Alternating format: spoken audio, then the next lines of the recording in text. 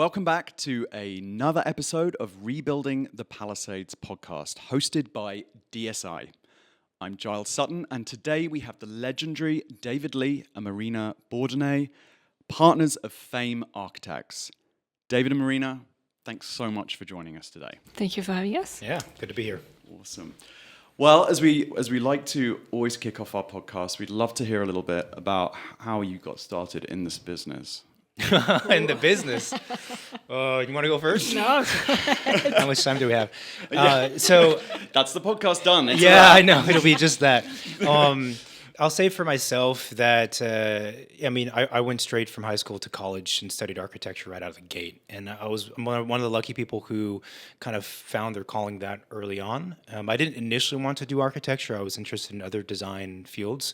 But, went to USC for an architecture summer camp when I was in high school. Instantly fell in love with it, and that kind of hooked me. And so from that late night on where we're having pizza in the studio to now, that's been my entire life as architecture. So that's kind of what got me into it. And it's continually been a profession of challenges and joys. So it's kept me hooked over the last decades. Yeah, same for me. I started right after high school. I wanted to be an artist, when I was in high school, and my parents were like, well, it might be a little tough of a career. And I grew up basically around my dad, always remodeling the house, and he even added a second story. So I was always surrounded by his vision and what the house would become. So I think that, indirectly led me into architecture. Yeah. And how did the firm get started? I think for myself, I think I've always known that I would have my own practice at some point. And but I was very curious early on in my career to experience other offices and do many different types of projects. I think out of curiosity, but also knowing that having that diversity of experience would maybe be useful.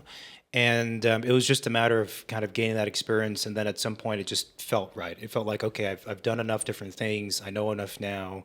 I can start my own practice and have a bit more creative control over what we want to do. And then we did that. Of course, having your own business is like completely different from like working at an office, which we learned.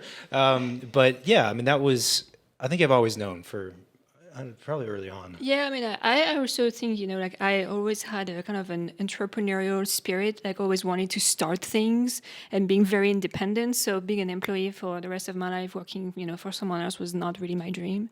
And I think we each, kind of, before starting our office, ended up working at the offices that we wish we would be working at. So we kind of closed the circle and figured it's time to, give it a shot. So we did. We're very design focused as an office and as people. So I think at some point it becomes difficult to really feel satisfied in that creative way unless you have a lot more control and you get to work with the clients much more closely to figure out specific solutions for them. And that's a really rewarding thing, which we've been able to do because we have our own practice. That's awesome. How have your global experiences and exposure to architecture, around the world? I know, Marina, you come from France, and you've worked on projects, around the world as well. How has that sort of shaped your design philosophy when working on projects in LA? I think it makes us always question, is the design that we're proposing authentic to, the place and the people we're designing for? As much as we love all the styles of architecture, we focus in modern, but modern has a wide range of flavors, let's say. So we always try to be very honest in what we're proposing. I think the different cultural backgrounds, but also different types of projects we've worked on before allows us to always question those things and not take anything for granted. Yeah, I echo the same sentiment. I think it's we call it design dexterity when we're talking to clients. That's like the marketing term, and I think it's true. It's having the dexterity to have worked on different things just allows us to be more flexible in our thinking and question and push boundaries, and also to know what is possible, because there are certain methods of practicing and techniques and whatever else that exists very commonly in commercial work, or different project types like towers versus campus plans versus healthcare facilities or restaurants that don't necessarily happen commonly in residential work and vice versa. So I think that experience allows us to kind of pull at the positives of each of those and then weave them together for design reasons, for process reasons, for like everything else. And I also think that, some of the projects we did in our past lives were quite large, and the budgets were very big, and there's a lot at stake. Like, there's just, the construction is mental of a tower. It's a completely different thing. And there's a certain level of intensity to that kind of work and detailedness. And we take that and we apply that to when we do houses. So even though it's just a house, that mentality and approach really helps things go a lot more smoothly. And it also makes us really fearless, to tackle complex things. Like, that's actually what we're good at, is solving new problems. And I think that background just helps us be in that mode of problem solving and creative, and not let it become too stressful for us or for the client. Do you think that, you say fearless, I'm thinking of the architecture in LA, and also just reflecting, coming from London, for example, where you really can't do much with the outside. It's very, locked down. Do you think there's a lot of freedom in the architecture in LA? A lot that allows you to really exercise, as an architect, so it really kind of matches your philosophy in many ways. It matches your firm's approach. Yeah, I think so. And I think clients in LA are more adventurous than clients in other places, because LA is where people come to realize their dreams, so they want to try something new. They want to make something, for themselves. So yeah, it totally aligns with us. Yeah, we lived in New York City for a period of time, so we have a fair amount of experience on the East Coast. And New York and LA have a lot of commonalities, but they're also very, very different. And even LA to San Francisco, the Bay Area is another region, very, very different places, especially when we think about the clientele and the generally how they think about architecture. And LA is very much the, it's the kind of the dreamland, it's the Wild West, and there is that kind of essence here that makes it really exciting, because everyone is, for the most part, trying to do something and trying to find their own path and voice. Whereas in other places, to be honest, like New York or San Francisco, they're a bit more conservative in a way with their approach. It's a bit more old money, I could say as well, which tracks and makes sense. But for any creative person who wants to operate and kind of push boundaries, then yeah, that's a great observation. I think it's true. And you both co-host a podcast. You've been hosting it for many years. We're fans here, the Second Studio. You've interviewed so many people, so many industry leaders, amazing insights and conversations. I'd love to hear what you've learned from that process. Obviously, you're managing to divide the time between running your busy practice and hosting the podcast as well. How has this been? How's it been to have that podcast going? It was my idea to start the show, so I'm kind of responsible for all the pain it's caused. It's been wonderful. We were talking before we started recording that one of the great benefits of a podcast is it's a great excuse to sit down and have clean, like, dedicated space, no interruptions, and just have a conversation for an hour and a half, or 2 hours, or whatever it is. And that's actually become a very almost rare thing these days. And having that kind of focus is just pleasant. And I think for us, we're so busy in the work all the time that almost forcing ourselves to get out of that headspace for an hour and a half once a week, which in reality is not too long of a time, but to do that, to converse with other professionals or talk to whoever else, is, I think, really beneficial for the practice, how we think, and even just mental health to a degree, because these days everyone's so busy as we are, and it's easy to just be stuck in that tunnel vision 24/7. Yeah, and I think as a business owner too, it's very reassuring in a way to talk to people who are maybe just started or have been working, in the field for like 50 years, and kind of see like how did they get things rolling. And the conclusion is that there is no secret. There's no secret to it. Like, you just kind of you have to keep putting the work and the time into it, and just keep doing it and doing it, and eventually like it grows. So it's been interesting. A lot of the stories too, it seems like eventually, their career kind of goes back to where the initial interest started when they were younger, which also makes me wonder, like, well, where are we going to end up with our career, So it's been fantastic. Really. There's been a lot of community building, and I think, like, to Marina's point, hearing that other people have experienced the same thing is always useful from professional to professional. Yeah.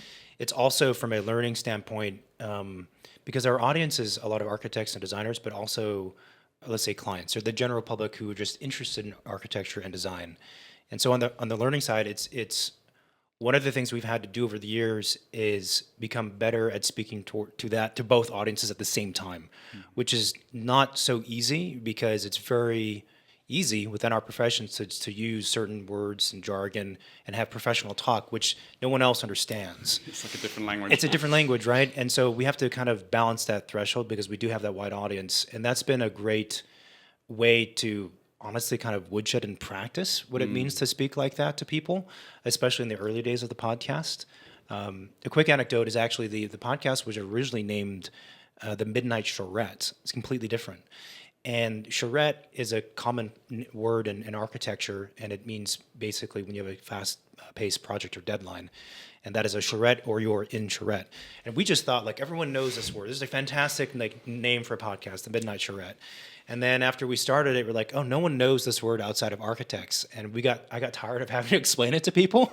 So then eventually we said, okay, we should rebrand and retitle it to something that is more accessible. Well, communication is clearly something you guys have had a lot of experience with, not just with the podcast. I think you've also lectured at university level and frequently speak at conferences. How do you find engaging with students as well and peers, in those sort of educational settings? How does that sort of influence your design thinking in many ways and how you work with clients? And also, just a sort of another question, really, are you still seeing a growing interest in the younger generation in architecture and design as well? Education, that's his role. I'm on that side because I taught architecture off and on for about 6 years. So to answer the last question, yes, there is a strong interest in the younger generation to study architecture. What's been very different, and it's fascinating and really joyful to see, is that the students come into undergraduate school, let's say, and they come into it already interested in the big problems that we all face as a larger society. So social inequity, economic inequity, climate crisis, all these things which were on the periphery, decades ago, and then became taught to students. They're now students coming to the table and saying, these are the problems, how can we help? And I'm interested in architecture. And architecture can't solve everything, but it has a significant role in a lot of ways for all of those things. And so it's been, when I go to reviews and stuff now, which is the most that I do really these days, I'm just thrilled to see that there is this generation who is ultra dedicated to it, and it's not a superficial checklist criteria they have to complete because the teacher's requiring it. They're requiring the teachers to help them to actually solve some of these problems or trying to address them. And that's been the biggest shift I've seen, for sure. I think also, again, from, practitioners, it's always refreshing to go step back into a school setting and see what's in, the students' mind, because they're very much into the meaning of what they're creating and not just let's get through permitting and then, get to CA and all of the, kind of boilerplate things we have to do to make it happen. And it just reminds you that this is as important as getting your permit is why are you doing the work as you're doing and who are you doing it for? Yeah. Inspirational. It is. It's deeply values-based, I think, in the younger generation, isn't it? It is. Yeah. And I think there's always been this debate within the profession of architecture of how does the academic realm meet the professional realm? And there's a gap between those two. And the thought is a lot of schools these days are just doing academic exercises. It's too conceptual. It's not grounded in reality. And I think there are some institutions and some programs where that's true. And maybe if we're trying to produce, very practical architects, they've gone too far to one side of the spectrum. But at the same time, to Maria's point, you need those two things to be counterpoints to each other. That's the whole purpose of them too. As soon as they become too much in line, that synergy disappears, and that would be a horrible thing, especially for a profession like architecture, which is a creative one, and we're meant to be pushing boundaries and helping us all evolve toward better ways of building. And so school is the petri dish for that, and it needs to be maintained in a way. But whenever we speak to students, or at professional conferences and things, I'm always amazed by how different the audiences are, which maybe sounds obvious, but like talking to students versus talking to professional colleagues versus talking to clients, those are like completely different people. And I say that also because of the podcast. It's like sometimes we put out content and maybe the content is more directed toward one of those three audiences. And then two of the three are like, why are you saying that? I'm like, because, there's two-thirds, there's everyone else in the world who's not an architect who needs to understand what we're doing. And I think that communication thread you were describing, that's also been interesting when we engage, because we are actively engaged in all three sectors. And it's not an easy thing. It's not an easy thing to do sometimes. No, for sure. And I'm just, as you were speaking just then, I was thinking that, as it relates to, what's happened in the Palisades and obviously the Eaton fires, the devastation that we've seen there, another sort of communication has to come into that with clients that have potentially lost their homes and sort of, comforting them through that process. What was your sort of personal reaction to what happened in the Palisades, and how did that kind of motivate your famed response to it? I think we were not from LA, but we were like very devastated seeing in the news and just witnessing, a whole neighborhood like being gone. It felt really unreal. And as architect, I think every architect in LA felt, kind of like stabbed in the heart that, those homes are not there anymore, and that it's part of our responsibility to help bring them back in a way, again, that is meaningful and responsive to the people who lost their homes. So yeah, it's I'm from Orange County, so it was shocking, and it was surreal. It would be another word, right? It's hard to fathom. And then when we visited the Palisades for the first time, it was emotional. I mean, it was emotional. It was also, purely from our architectural standpoint, very bizarre to see so far. Like the sense of scale is completely lost, right? Because the lots, for example, in the Alphabet Street seem so small without houses and streets and trees and whatever else. And so it completely distorts your sense of reality. I think the value of the home, though, like Marina was saying, the other interesting thing is, because this is our job and we believe in it, that we, maybe more so than the average person, believe in the value and the importance of having a home that feels a certain way for somebody, and what it does for them in their lives. And architecture and design, for the most part, is a fairly passive thing. It's not like other forms of media or things that you're engaged with actively, right? It's just around you, and you might not consciously think about it all the time.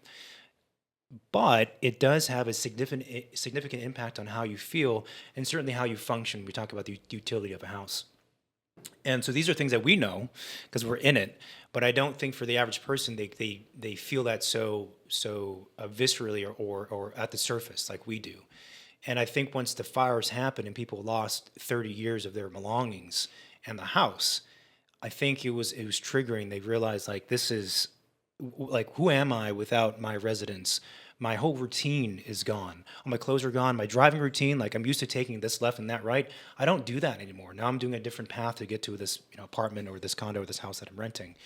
And so that has been, I don't know what the word is, I guess, interesting to hear from clients when they describe their former house, which a lot of those houses were not custom, right? They bought it, moved in, right? It's not a custom house yet. They had that strong attachment and emotion. Hearing it directly from them in their own words, how we would think of it, has been kind of enlightening.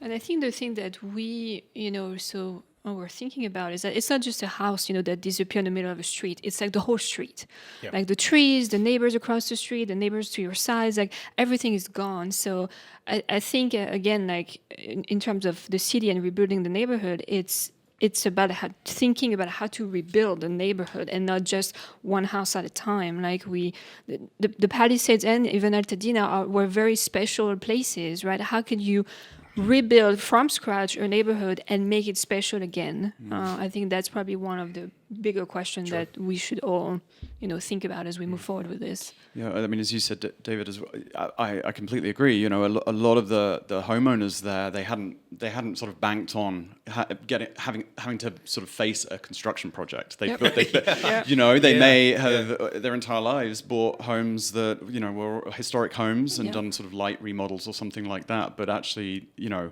are now faced with the prospect of having to have a, you know, go through a rebuild project. So there is a lot of, you know, treading carefully with the homeowners there to be sensitive to their needs. But I mean, so we should really talk a little bit about Case Study 2.0, which I know Fame's been very actively involved in. For those who haven't heard about the Case Study 2.0 initiative, can you tell us a little bit about the organization and what your involvement looks like in that?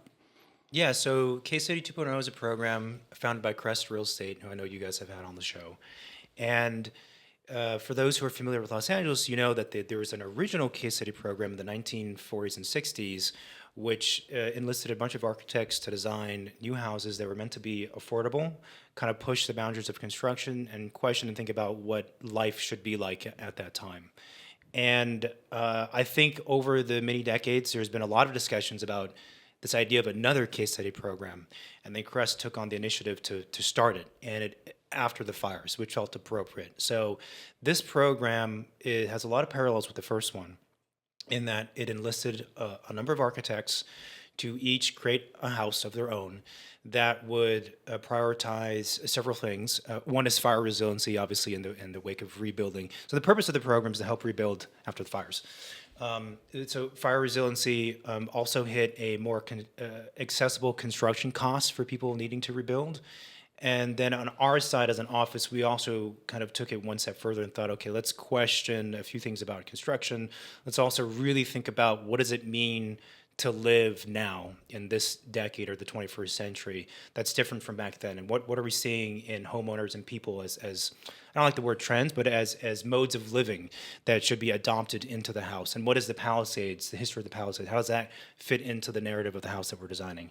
But so that's the broader case study program, and in essence it's a catalog of houses that folks have designed that are again meant to be more cost effective. You know, to your point where, you know, homeowners did not elect to do a new construction, where do you start, right? Where do you start where everything's gone and you've never done that? So the case study is to kind of provide them with, again, a catalog of choices and kind of like the first few steps to get going.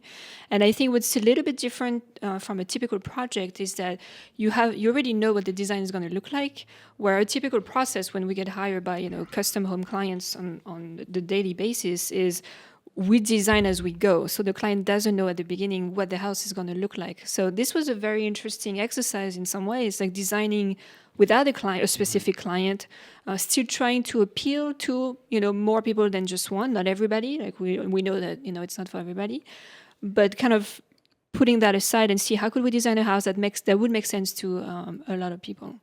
Yeah, the other important thing I'll mention is that the case study program, Case Study 2.0 program, is solving a lot of problems, but in a very specific niche, in my view. So we all know in LA that there are custom houses which cost easily $1,200 a square foot and up, and that's one tier. And to be honest, finding the right people for that tier of work is relatively easy because there's a lot of people practicing there. And then you have folks at the complete opposite end, the lower end, which are doing stuff for whatever cost amount per square foot. And there's a big middle ground. And this is like a larger trend we're seeing in society, right? That middle is gone.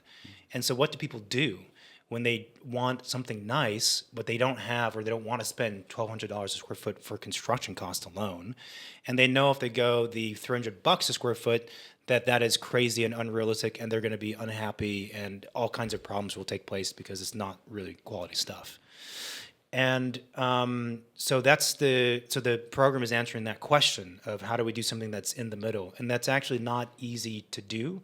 I'd also say that the houses, because of that, I would describe at least our house as being a custom house in the quality of construction and design, of course in our view, biased, but it is pre-designed.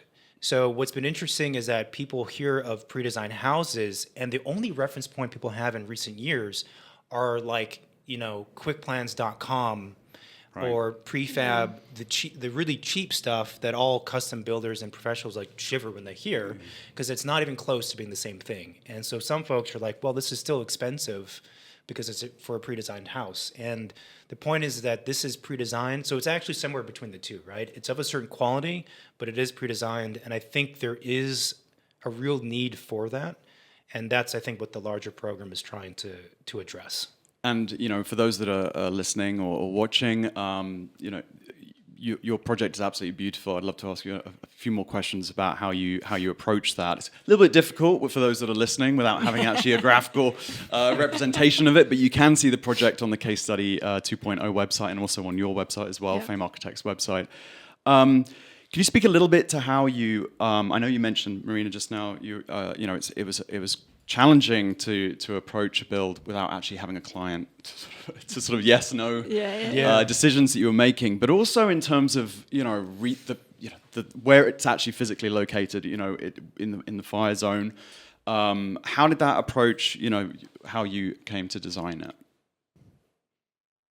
Well, I think we the different years of experience and working with clients kind of, like David was mentioning, led us to a few things that in a way made sense for us to implement in the design, but also seemed like it resonated with a lot of clients. So we implemented a lot of, like the indoor-outdoor living, the need for privacy and security from the street, but, still feeling connected. The flexibility of the plans, a lot of clients they're thinking of different phases, age, in life, and maybe like in-laws moving in or having an au pair. So having a plan that could accommodate those things. Those were things that I don't think were really out of the ordinary. And in a way, it was easier not to have a client because we could move on those design phases a little bit quicker, right? Yeah. Which was very interesting. Yeah, the project happened super quickly. I think it's been interesting the last 10 or 15 years. One of the big issues that's come up with clients repeatedly is privacy and security if we go further. And you guys know this as well, the space that you're in. And it's more and more the case, right? And to the point to where folks who have a lot of money are building safe houses or safe bunkers, right? So that's one thing that is real. The other is that the essence of the Palisades as a community and a neighborhood was an openness to the street, the engagement of the sidewalk, engaging in discourse and conversation, or just casual waving to your neighbor. That was the Palisades. Trees down the street, kids, grandparents, that kind of vibrant community. And so, in other projects we've done, privacy is prioritized to a much higher degree, which is fine. But if we're rebuilding the Palisades, and we have to think beyond just that. So conceptually, for us, the problem was, how do we balance these what would appear to be two opposing ideas of privacy and security on one side, and the other side, openness and engagement? And so that actually led us to eventually title the house the Shift House, because it has certain features that allow the user and the family to mediate and control the amount of privacy and openness to the street and to other things. And that was, I think, one of the key essence of the project and how we approached it. And then, the program, we had a good sense of what first of all could fit on a 5,200 square foot and 6,500 square foot lot. And we know what should go in there. We also conversed with some real estate agent friends who know the area very well and said, hey, can you check this for us and take a look at the plan, take a look at the program? Is there something we're missing, just to make sure? And so we felt very confident going into it. And we can always adapt the plan as well to. And I think by talking to homeowners who lost their homes in the Palisades, a lot of the thing that they're seeking with the design of their new homes is the feeling of peace and kind of like safety in a more, let's say, spiritual way. So that's really something that we try to really think about when we design every spaces of the project. Was like, how would you feel if you were in that space? Would you feel like, you're cocooned and protected? Would you feel like you're in the city and like, in the hustle and bustle? So that was really key. Yeah, the emotion of the project, I think, was a big one. And even getting to the palette and the materials, we debated a lot internally of what do we want this to be.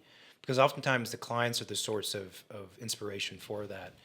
And we intentionally created a house, or a palette rather, that was more bright and uplifting and joyful. And even the renderings kind of convey this. rather than a kind of a dark and moody, or like I know the burnt wood is very popular and I love it. But it also, in the narrative, we were questioning internally, does this make sense as a fire rebuild to have a house that is of a kind of darkened color? Which actually, we have an option of that, and it looks great. But so for the renderings, at least, we decided, let's do something that's more uplifting. And if people want to go that darkened steel color, we can certainly do that. And we have, again, we've done tests, and it looks great. But from choosing one palette, because we can only choose one, right? That was the kind of vibe we wanted to create. And you see that it's very light and yeah, joyful. I can see that in the design. It's beautiful, and it makes me think what the role of architecture in terms of healing and the community, and reweaving the community. How do you see that playing out with the fact that with the devastation that's there right now? Are you seeing clients sort of a willingness to jump straight in, or is there some intrepidation there, do you think? I think people are taking their time in a way that they don't really have much control over it because of conversation with insurance. But I think they're also, because they're very attached to their neighborhood, they want to make sure that they're making the right decisions. So we've seen people moving very carefully, just to make sure that they don't rush into deciding something that they're going to regret 2 weeks later and have to backtrack. Like that's not how things should go. The interesting thing is that we often tell them, like, it's really rare that you can rebuild the whole neighborhood at once, right? And a lot of them are in good conversation with their neighbors if they haven't sold their lots yet. And, that's something we encourage, is like seeing what is your neighbor going to build and kind of share with them what you're planning to build. So we can make sure that, their bathroom window doesn't align with your bedroom window, or like how could we design, the fence between the two properties? That's a really interesting point. Like you never get the chance to Right. to talk to your neighbor about like what are we going to build. And I think that goes back to rebuilding the community, and also, like the front yard. Like, what are you doing with your front yard? Well, I'm thinking of doing that. We have clients who have a kind of a shared front yard with their neighbor, and they're each wanting to rethink about it in a way that's different from what was there before. So it's gonna engage in conversation amongst just homeowners and architects of the different homeowners will probably have this conversation, which is what we're born for as professionals. So this is going to be amazing. I also think that the profession has had architects have had a history of focusing only on their building, which makes sense now that I said that, but like they only focus on in their site. So once we, as a typical architect, once we know the setbacks and all that stuff, we do our thing and that's it, right? And I don't care about whatever else is happening in the street. And our actual background is quite diverse, as we talked about, and part of that, in that mix is in actually urban design and urban planning, urban thinking. So community building is another way to phrase it. And first of all, I don't think any architecture should actually be thought about in the way I just described before. You have to think about the larger context, whether it be the neighbors, whether it's the neighbors, it's also the neighborhood, it's the city, it's the region, it's the cultural context. Like we've done work on the, in the East, it's very different over there. And all things have to be considered, even if you're doing one house. So I like to think about every piece of architecture as being one building block of a larger design in a way. And this is actually, like you said, the first time an opportunity to have much closer collaboration between the neighbor to neighbor in a certain way. And there's some neighbors who want to develop their lot as much as they can because they have the chance to do that. There is some that just want a smaller house, like keep it small and cozy. So it's very interesting. And then, throw in developers who are buying the lots and are going to do whatever they want. So it's very interesting. It's kind of a case study overall, project for the neighborhood in itself, right? Seeing like how things are going to unfold. And there should definitely be diversity. And that was a marker of the Palisades as well. Mm-hmm. So, some folks have asked us, like, well, if I hire you guys and purchase the shift house, like what happens if I have 5 of these on my street? I said, well, first of all, the chances of that are probably not very high. But beyond that, we're not allowing that. The whole point is to offer a solution, but we're not trying to build, 100 of these in a row. And if for some reason there happen to be 5 people in a row who want to build the same house, we would have serious reservations about it. All of those homeowners would have to talk to each other. And ideally, in my mind, we would use the core essence of the project, which is the floor plan and the space planning and the fluidity of space, but then wrap it completely differently. So that from the outside and even the inside, you don't actually know it's the same house. And from a design standpoint as an architect, that's a very, very interesting set of problems to solve. And I think that's also why, the 40 architects who are participating in the case study program were interested in the program, was to provide that variety of design to homeowners and make sure that, the Sears catalog would not show up again and rebuild all the alphabet streets the same way. Like, I think, that's not the point. I guess we have the original case study as well to sort of draw upon as well in a way. It's funny you should say that, David, about the houses. I was actually just thinking that as you were saying it, the chance of a whole street of the same Fame Street. Fame Street. It's just very unlikely to happen. And at the same time, if you tell me like there is a whole street of Eames house, I would be like, I want to go there. Absolutely. Yeah, that would be interesting, right? Discounts for everybody. What I have to ask, in terms of lighting technology, other technologies that are going into your homes, I'm curious, how do those also sort of play into this, trying to build a character to not just a home but to a community? Do you have any kind of thoughts on the role of like maybe lighting and maybe even landscape? But I know I was talking about technology, but I'm thinking about exterior lighting to project, what the homes look like from the outside, not necessarily what's on inside. Yeah, that's a really good question, and it's well timed. So we have onboarded Neo Lighting Design. They're a fantastic top tier lighting designer, and they are very graciously offering their services at a significant discount to their credit, like us. They're basically matching the same kind of discount that we're doing. And so lighting, it's funny you mentioned it because I feel like it's one of the most underrated but very important aspects of any project. And so we knew that we want to use a lighting designer, which is kind of it's not common and sort of counterintuitive for the lower price point of projects that we're trying to hit. But they've graciously agreed to do it at a discount. So we have a lighting designer involved, and what they're going to do is come up with a fantastic lighting plan for the outside, the inside, and the outside of the house, and that will be baked into the base model and the pricing of it. It's in there. And if a client wanted to come in and say, okay, I'm going to upgrade to Ketra lighting, which is like the top tier lighting, and I want to have all other kinds of features and things, then they have the option to do that through in additional services. But with this lighting designer, Neil, shout out to them and Garrett, we're very confident that this house is going to feel really, really good. And that this was something that we've talked about from the very beginning as wanting to achieve that.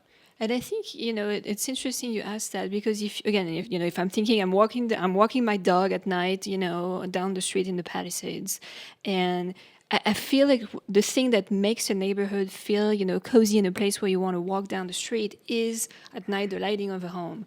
And there is nothing that's more homey to me than like a few entry lights and like maybe like light up the nice plants that are in the front yard. And if you don't have that, it's just a dark street that you don't want to be in. And it, in a sense, it also goes back to security, the feeling of security, right? Just a few lights in somebody's front yard and repeat that, 50 times across the neighborhood, like just makes the place feel one way or the other. So I think it's and not overdoing crucial. it too. There's a sensitivity to light pollution that we're very mindful of. So if people are online and look at, we have a nighttime rendering of the front facade. And the front facade, real quick, so it has a garage on one side, and on the other side it has a screen gate that covers the garage as well. So the bottom level is a uniform gesture. But as I said, on one side it's a screen gate that's operable, which I'll talk about in a second. But it means that when it's closed at night, it provides privacy, but you still get the filtering of light coming through. So there's going to be a really wonderful, and on the other side of it, there's an open space and then a full glass living room facade. So, and because of that distance, there's privacy. Because of the screen, there's privacy, but you still get the flickering of light and just like little shadows that are moving behind to activate the facade at night. And this was something that we work closely with our team to really think about how does the house feel like throughout the day and engage the street. And I know the question was about technology, but with that gate that's operable and moving, it means that when it's closed, it's for privacy, and it creates a private garden that faces the living room on the inside of the property. When it's open, though, that private garden connects to the front yard and creates a really big outdoor space, which connects to a living room that's indoor, outdoor on both sides, which connects to a pool. So the idea was like when the gate is closed, you have a really gracious indoor, outdoor living experience in the entire property throughout the house. And when it's open, it becomes a really intense space that activates the sidewalk and an area for barbecues, neighbor gatherings, and big events and birthday parties and kids to play and run around through the living room and back and forth between the front and the back, and that kind of narrative. And so that was what we had envisioned when we were coming up with the plan. Yeah, lighting design really is an art form. It is. That mix of sort of it's art and science at the same Yeah. time. We love working with lighting designers for that reason. Really, it really helps support the lighting control systems that we put in. Anyway, so we're running out of time now. So I just want to say any sort of closing thoughts really on the case study project and how we feel about, maybe just a view on how you feel about the Palisades and how we're going to rebound from this. Any sort of closing thoughts on that? I'm very hopeful. I think community is a word that's been used a lot and probably comes up very often in these recordings, and it's very true. It's a very strong community. There's a resiliency to the people, absolutely, and it's the heart of that place, and that will continue to thrive because of the folks who are rebuilding. So actually, a lot is really owed to the clients who are dedicated to the space, and of course the professionals who are contributing. So I'm very optimistic about it. I'm very excited. We've had a lot of phone calls about the house already, the Chef House in particular, and also doing custom work in the neighborhood. So as much as we can do to give back with the case study program in forms of discounts and other things, we will continue to do. I think it's necessary, and I think it's going to turn out well. Yeah, I'm very excited to see, the rebuilding. I think you have to have a lot of patience to, take on such projects. But I'm very hopeful that, everybody is going to do their best. Yeah. Thanks so much, guys. It's been a great conversation. It's been fantastic having you in. Thanks for your support. Thank you. We look forward to talking to you again. Thank you. Thanks, Charles.